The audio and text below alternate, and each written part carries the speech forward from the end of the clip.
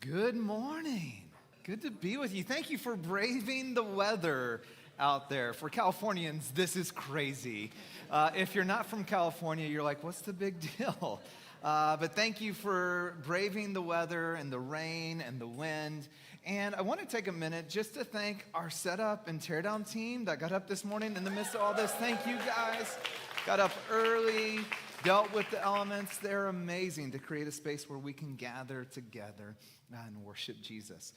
We're in a series called Unstuck, where we're just wrestling, asking, how do we get unstuck in the significant areas of life? What is God's wisdom for us? And we're spending 2 weeks right now just on how do you get unstuck relationally.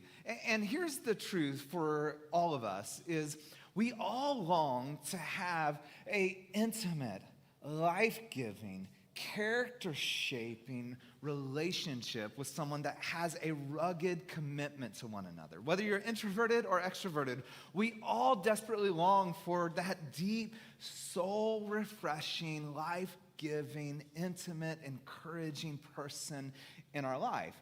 Now, one of the great threats or opportunities for that is this area or this issue of conflict. How we deal with conflict will either make or break our relationships, won't it? And we've all experienced it. We've all dealt with it poorly and have had it break relationships. And there's times where we've seen it, or maybe we've heard about where it's worked well, and you saw someone who got even deeper and more connected as a result of conflict. And so here's what we want to do with our time today, is how do we navigate conflict well? And we want to discover what is God's wisdom and how to do this well. And secondly, how do we lean in with love when there's relational friction? In fact, the sermon title today is Friction. Go ahead and say to your neighbor, friction. And then maybe just say it with a gritted teeth, friction, Because that's kind of how we feel. It's like, oh, friction. Here's what I want to do. I want to give just kind of 3 big observations about conflict, why conflict is so difficult, and then what's some practical ways of how we can resolve conflict well. First, 3 observations about conflict. The first one is conflict's unavoidable, isn't it? It's just unavoidable. And there's lots of reasons for this. I don't want to spend all the time. We live in a fallen world. Sometimes it's just personality. Sometimes it's our sin nature. But it's unavoidable. No matter how good or godly you are, or in a relationship, you will experience friction. You will experience conflict. So begin to just embrace the reality we need to learn how to deal with and resolve conflict. Well, the second thing is conflict's difficult, isn't it? It's just difficult. There's a reason we're not good at it. And in fact, I want to give you 4 reasons why it's difficult. But it is. Let's just acknowledge it right at the outset. Man, it's hard. And finally, conflict, we said this, we closed last week, is an opportunity to grow. It actually is an opportunity, or perhaps even better, a doorway towards intimacy when done well, and not a slammed door in our face, which it often feels like when it's not done well.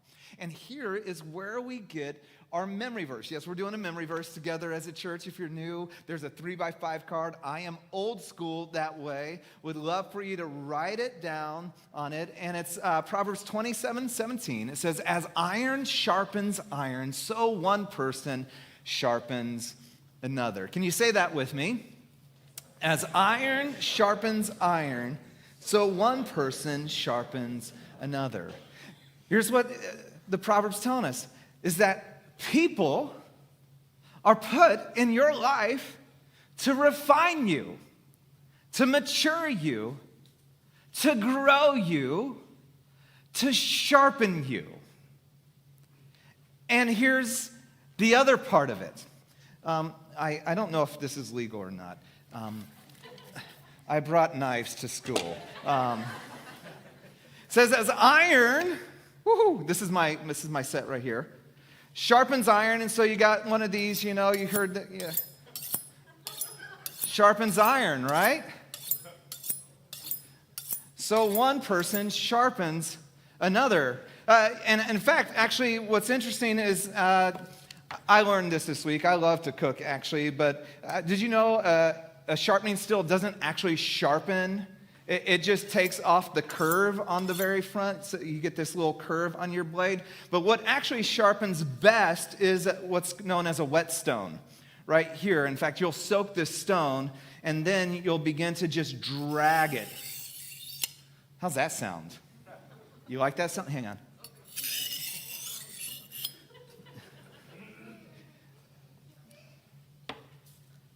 To take the rough edges. And some of you are like, Ryan, a knife was a bad thing for a conflict. Aren't you supposed to put those away during a conflict? To take off the rough edges of your life, we actually need one another, and friction is required. Sparks happen. That's actually part of our maturing process. And so when we lean away from it, it's like what happened when we were first married. We got a knife set. I knew nothing about knives, what to do. It was a wedding gift. We had it for years. Eventually, I'm like, this thing doesn't work anymore. It's dull. And so what do? We threw it away and got a new knife set. Isn't that what we do relationally? We just hang in there. I'm going to stop walking around with the knife. I'm making some of you nervous. But that's what we do relationally, isn't it true? We have a relationship, we hit a conflict, we don't deal with it, or we deal with it poorly, and we just kind of eke through, and then eventually we just trade for another relationship. And God says, I've actually put people in your life on purpose, and I want to use them to refine you and shape you, and vice versa, for you to refine and shape them. Conflict is an opportunity to grow, and yet we use it as an opportunity to go. And so, let's talk about why is conflict so very difficult, and then what do we do? How do we resolve it well? First, why is conflict difficult? The first reason is we lack personal objectivity. And here's the problem, is when we're mad and in conflict, we think we have perfect objectivity, right? But we lack it. In fact, Proverbs 14:12 says, there's a way that appears to be right, but in the end, it leads to death. There's a way that looks right. And isn't that so true that we get into conflicts and we know exactly what the problem is. We know the issue and go into it. And then the reality is it only brought pain and heartache or fracture to the relationship. One of the great books, if you want to dive deeper on this, is a book called Crucial Conversation. Not a Christian book, but I think one of the best books on how to have these types of tough conversations. In it, he talks about mastering your story, that we all tell ourselves a story, and it's actually that story from an event that produces these strong emotions. And we got to be careful of the story we're telling ourselves. The first story that so often we tell ourselves is the victim story. It's not my fault. It makes us an innocent sufferer. The other person is bad, wrong, or dumb, and we're good, right, or brilliant. It's not my fault. And I'll say this probably twice, but I love this adage. It's kind of an old kind of Texas saying. No matter how flat a pancake, there's always two sides. And this victim story says, I am not at fault in any way, and you're completely at fault, and you're the worst, and I'm the best. The victim story. The second then builds into that, the villain story. It's all their fault. It exaggerates our own innocence while, overemphasizing the other person's guilt. We then impute bad motives. And that's so powerful.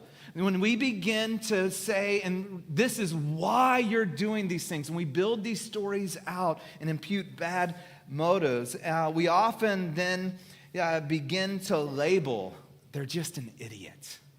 They always do this. And we got to watch out for double standards, because what happens is because we give them bad motives, we always judge them poorly, but then we judge our motives as purely, don't we? And I was this because, and we begin to excuse our behavior. The victim story, the villain story, and then the helpless story. Well, there's nothing else I can do. We make ourselves to be powerless to do anything healthy or helpful. I can't do anything.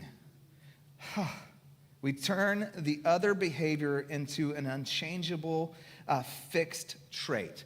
This is the way they always are. If I speak up, they're going to respond this way. And we got to realize these are stories that keep us stuck.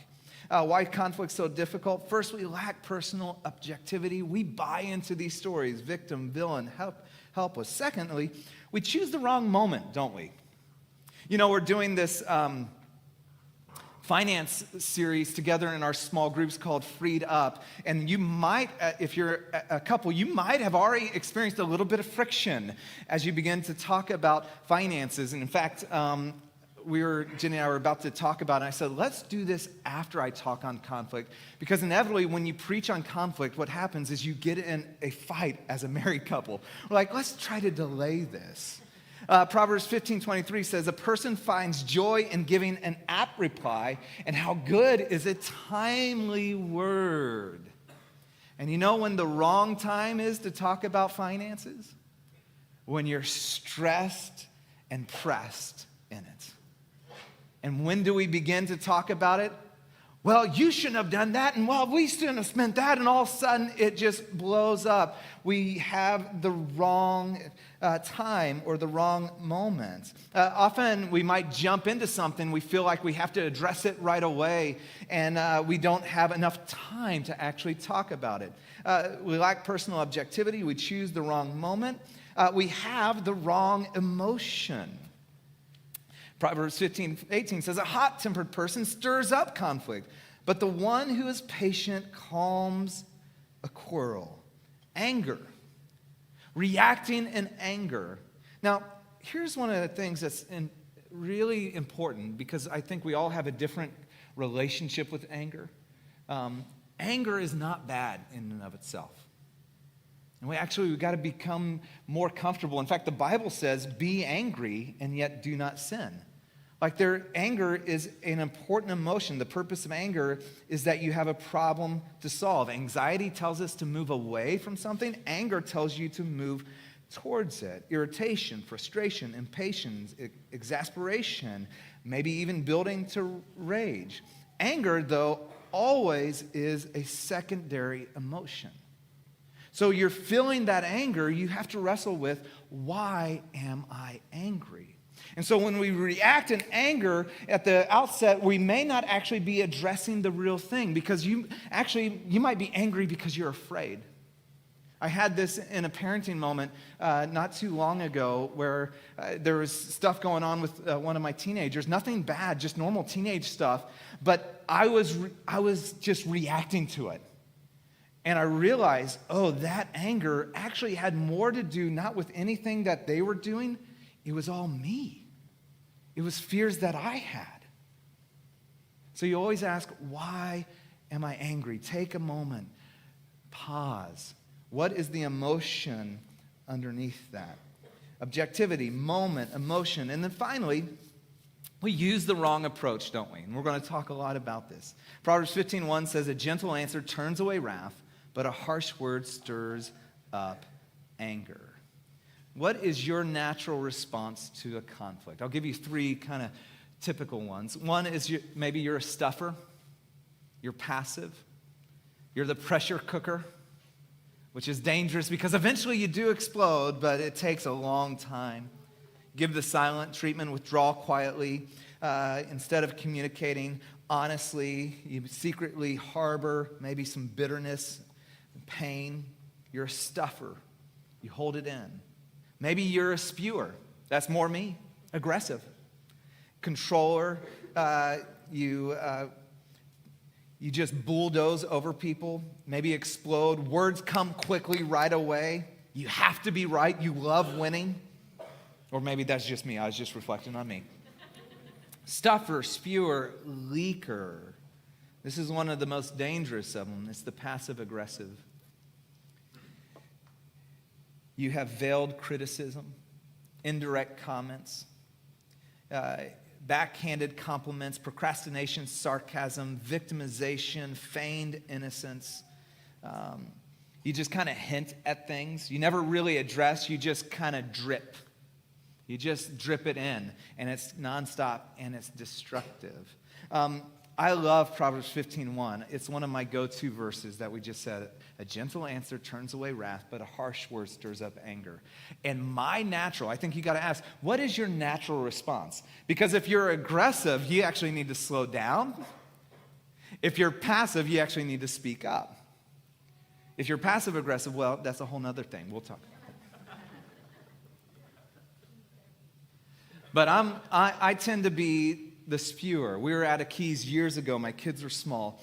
And it was a Sunday afternoon. And there was a group of about 15, 20-something-year-olds. And they'd been there for a while. And they had enjoyed probably several Key industrial strength margaritas. And they were quite loud, obnoxiously loud, yelling, and they were quite grotesque in their language. And there's a little bit of this, that my kids are little, I think my youngest was maybe in the baby age and toddler. And I'm like, how much is it just letting them kind of experience, and this is just life, to the point where it got, it was like, wow, this is bad. And so I'm like, my natural would be like, hey, shut up. And that's not going to help anything because a harsh word stirs up conflict. And so I'm like, okay, a gentle answer. What's my natural? Now how I'm going to adjust this? And I'm like, I felt like it came to where I needed to do something. And so I go like, hey, guys, I love this. And they kind of all stop and look at me. And I told them what I loved. I'm like, clearly you guys are great friends and hanging together. That's amazing. How cool is that? I'm like, it's amazing that you have this strength of friendship and relationship and hanging out. Now, here's the deal. I just have these small kids, and, their conversation was kind of lewd and not good. And all they did was turn, and their face went, and one dude's like, I am so sorry. I had no idea. I have a nephew. I would never talk like that, in front of him. He just felt so poorly. And they're like, oh, my goodness. And I'm like, no problem. I totally get it. You didn't understand. And they're like, oh, we're going to be so much better. Can I buy you a margarita? I said, no, I'm fine. I'm fine. I go sit down, and it's funny. Other people sitting on the patio came up and thanked me for that. And then the guy did actually just bring me a margarita, too. Anyways, so you never know what happens when you deal with it, but we use the wrong approach. Why is it difficult? We lack objectivity. We choose the wrong moment, the wrong emotion, or even the wrong approach. Well, how do we resolve conflict healthily? Let me give you just kind of 4 big ideas to help us navigate this well. First, we have to define the problem on our own. Before we go to someone else, define the problem on your own. First, examine your heart and part. Remember, I said no matter how flat a pancake, there's always 2 sides. We have to examine our heart. Jesus would say, before you take the speck out of your brother or sister's eye, what are you supposed to do? Take the log out of your eye. And we have to have the humility to realize maybe I'm not seeing this 100% clearly. And maybe there's some part in this that I play. Even if it's 1%, get clear on your 1%. Examine your heart and part. 2, this is powerful. Move from thinking about them to praying for them. Nothing will change and shape your heart more than praying for them. And you're like, Ryan, I don't want to. They made me so mad, or they treated my family so poorly. I'm so angry at them. Jesus said, love your enemy and what? Pray for those who persecute you. If you're a follower of Jesus, we don't have an option. That wasn't like, hey, here's a nice suggestion. I suggest that you love your enemy and pray for those who persecute you. He said, no, this is what Jesus followers do, who live by an upside-down kingdom, who do not go about life the ways of this world. What we're going to do is we're going to love our enemies, and we're going to pray for those who persecute you. And so that person that you're in conflict with, one of the most powerful things you can do is move from thinking about them, which isn't it true? What we do is we just begin to play that story over and over. We're really good at arguments arguments, or I am, in my mind, I win all those ones, And when you wake up at 1 a.m., 2 a.m., and you're just obsessing, thinking about them, you've lost your peace, you've only gained worry. Pray for them. Pray for them. And you can pray repentance for them too. And restoration. Pray for them. Examine your heart, move from thinking to praying. This is, I think, one of the most powerful relational practices that I learned early on in our marriage. I was at a marriage, we were at a marriage night. It was actually, and this is I got this principle back then. I've used it. It's true for every single relationship, friendship, co-workers. Okay, move from thinking to praying. But here it is. Give a generous explanation for their behavior. You've been around a while. You've heard me say this many, many times. What's the most generous explanation for their behavior? Remember, we tell stories, victim, villain, helpless. We go down the worst explanation for their behavior, don't we? Oh, they're only doing this, and we begin to assign motive to why they're doing it. That person cut me off. What a jerk.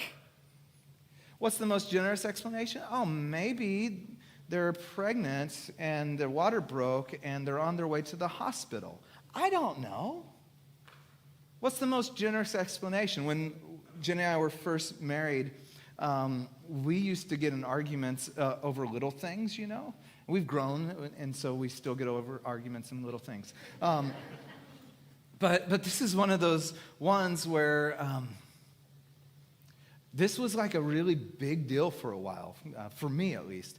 I like to think of my organizational system as a free organizer.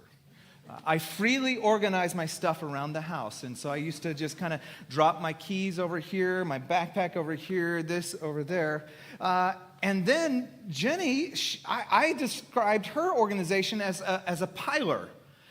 She would take all my freely organized stuff and then begin to pile it by my bedside table. And I'm like, I hate piles. They stress me out. They overwhelm me. I can't see it. It's all, I'm like, oh my gosh.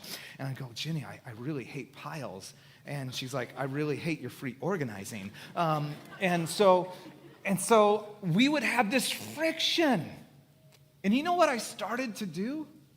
I started to assume motive on why she would take my stuff and pile it. She does that just to make me mad. She knows I hate that, and yet she's still doing it. We talked about this. She doesn't even really love me anymore, I bet it.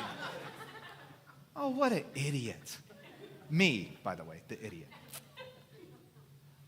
What's the most generous explanation for her behavior? She's actually trying to create a home that's welcoming and a beautiful environment for everybody. And my free organization actually wasn't helpful to that.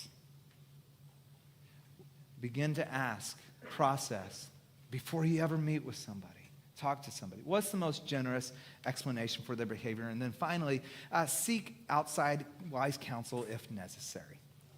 If necessary. This is not getting somebody on your side.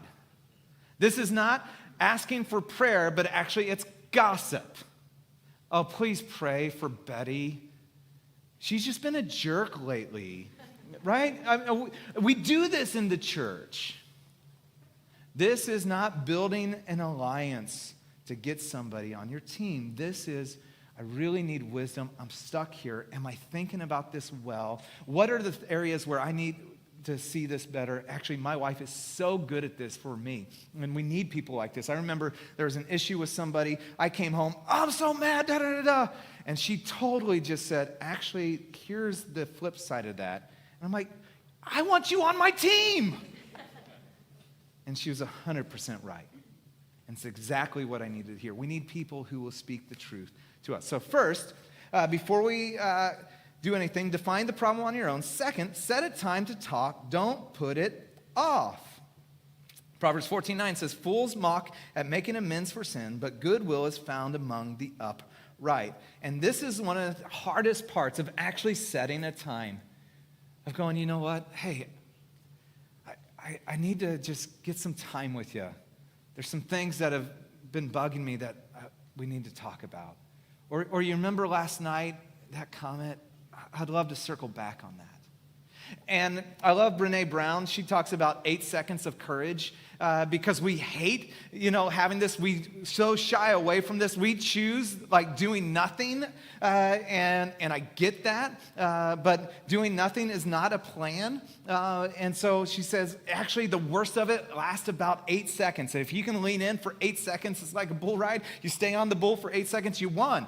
You'll get through the toughest part of the emotional side of that. Okay, so set up a time to talk. And now listen, the harder the message, the more human the method. The harder the message, the more human the method. There's been a lot of research done on this, varying degrees, but one researcher said 55% of communication is nonverbal, 38% is tonal, 7% is your words. One of the things of taking the easy road out is if we send an email, if we send a text. And what you did is you just cut off so much of the ways we communicate. Because now, if it's just an email, the other person gets to read your tone and intent in it, right? There's the harder the message, the more human the method. So listen, if I saw you and I said, "Good to see you," what would you assume? Not good to see you. Why? Because my face was frowned and my tone was down. Right? It didn't matter the words that I just said. My body posture, my eye contact, my tone, all of that matters. Great to see you. Good to see you. All of a sudden, it changes. It means something completely different. Set aside a time to talk and realize this has to be in person. We have the beauty of, like, sometimes there's relationships that are long distance we can't do in person, but we can do it, whether it's FaceTime or Zoom or one of those. That's the second best way. And focus on one issue, not many issues. This is not a time to pull out your laundry list of all the things that you said, "Oh my goodness, here's what we need to do." Now, here's the other thing. And this is really for you spewers in the house, because the stuffers, like, you need a little kick in the pants to actually have the conversation, right? And the leakers, you realize I can just drip, drip, drip. You need to take that time, write things really clear, and have a clear, honest conversation. But us spewers, we have to recognize not everything needs to be addressed. Peter said, "Love covers a multitude of sins." The proverb says that to overlook an offense is to one's glory. And there is a space where we go, not everything needs to be addressed all the time. I did that early on in our marriage. You can only imagine, I came from a family that was intense talkers, all leaders. Everything was addressed. And I was like, this is exhausting. And she was right. Absolutely right. And so, if this is going to skew the way you view someone, then it needs to be addressed. If you're able to go, you know what, I can let that go, and it doesn't impact, I'm not going to go, they always, or that's just the way they are, I'm not going to move down that labeling, that it becomes a filter. Man, let it go. All right? And then address the problem, don't attack the person. Address the problem. It's not about being right. It's not winning is the goal. Restoration, reconciliation. First, lead with vulnerability. That means, with that conversation, you're important to me. This relationship matters. I really love you and care about you and our relationship. Then speak the truth in love. Using, and we've all heard this, but it's actually, sometimes we don't like to use formulas because they feel like, oh, not honest. It's so helpful. Instead of blame language or you always, I feel blank when you did this. This is how it made me feel. And then seek understanding. Again, you got to have the humility to recognize, I don't have the full story. I don't know your motives, and I don't know all that's going on. Help me understand. Before I actually, I'm trying to be understood, this relationship matters. I'm going to speak truth and love. Here's how I felt when this happened. Help me understand. Give me more of the context. And then make a plan and extend forgiveness. We'll actually spend quite a bit of time talking about forgiveness in our next series. We'll do a whole sermon series on this. So if I'm rushing past that part, you're like, I don't know how to do that. We're going to teach through Jesus' sayings from the cross. It's going to be a powerful series leading up to Easter. And what was one of Jesus' sayings? Father, forgive them, for they know not what they do. From the cross, Jesus declared forgiveness over those who were crucifying him. It's powerful. Forgiveness is powerful. And when we struggle or do not forgive, one person said, unforgiveness, and we've heard this before, is like drinking poison and hoping it kills the other person. Right? It's actually more harmful to our soul. Forgiveness simply means to let go of my right for revenge, that I'm no longer going to hold this over you. And we'll talk more in that series, how do you do that? But make a plan, what's going to change, and then learn and work to forgive from the heart. I'm going to let go of my right to defend. All right, so how do we resolve conflict healthily? Define it on your own, set up a time to talk, address the problem, don't attack the person, and then if stuck, get outside help. If stuck, get outside help. Matthew 18 walks through this process. If you see your brother or sister in sin, go to them privately and show it to them. Have the conversation. And it says if they will not listen to you, then bring 2 or 3, and it says witnesses. People that can see and understand the problem and the issue, not people who have just sided with you. And this is talking about conflict within the church, Jesus is talking about. He says, and if still it persists, then bring it to the leadership of the church. But first, most of the time, we go to other people. We don't ever go directly to the person. We need to learn, that is maturing. That is the sharpening for us. That is how God wants to help us grow. Because when we just go to around, you know what it is? It's like doing this. We're actually dulling ourselves. When we're just going around people and we're talking about people behind their backs, or we're just building alliances, it's actually not growing us or them. Okay, that scared me. All right.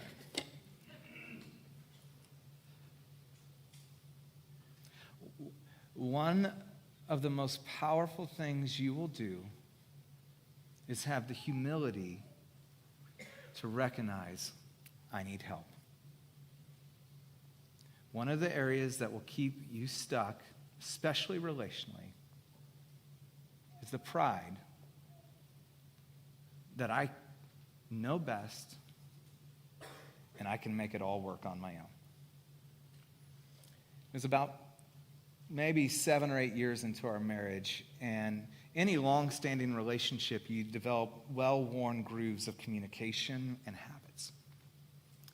And we were just stuck in a rut or a cycle, and we just kept going around.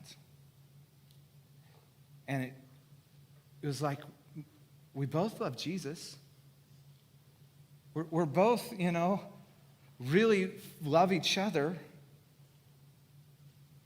And yet we're both experiencing conflict that we just can't resolve on our own. And it felt like instead of, putting water on a fire, is putting gas on a fire. And every time we talked about it, it just felt like we just kept going in circles and stuck. And finally, we got help. We got outside help. We talk about Sue, our counselor. We've met with Sue like a decade now. Like she's family. Oh, Sue told us the other day, and you'll hear me sometimes talk about Sue. It was really confusing because we used to have someone that served in our prayer ministry. Her name was Sue, and everyone thought she was our counselor. And they're like, oh, is it her? No. It's Dr. Sue. It was so hard for me to finally admit, need help. I can't figure this out on my own. And the first moments of it were actually quite painful, because all of a sudden you're starting to uncover and deal with stuff that you just haven't really dealt with in a long time. I kind of use the illustration of it's like it's cleaning out the garage. It gets worse before it gets better because you're taking everything out.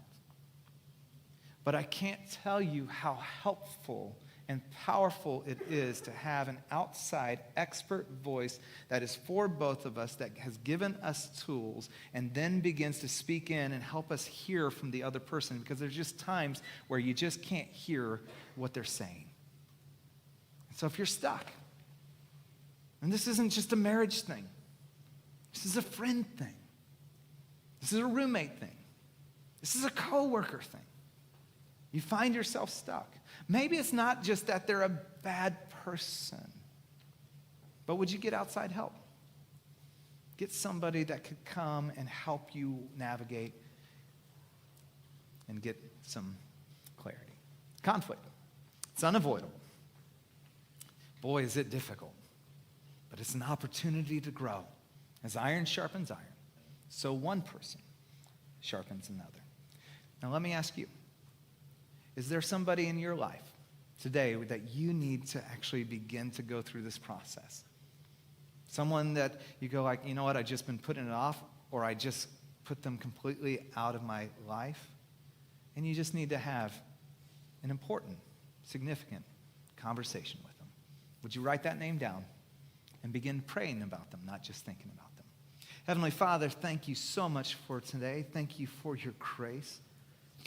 Thank you that even the thing that feels so awkward and hard and difficult, you actually longed to use that in our lives to mature us, to make us more like your Son Jesus, to grow us.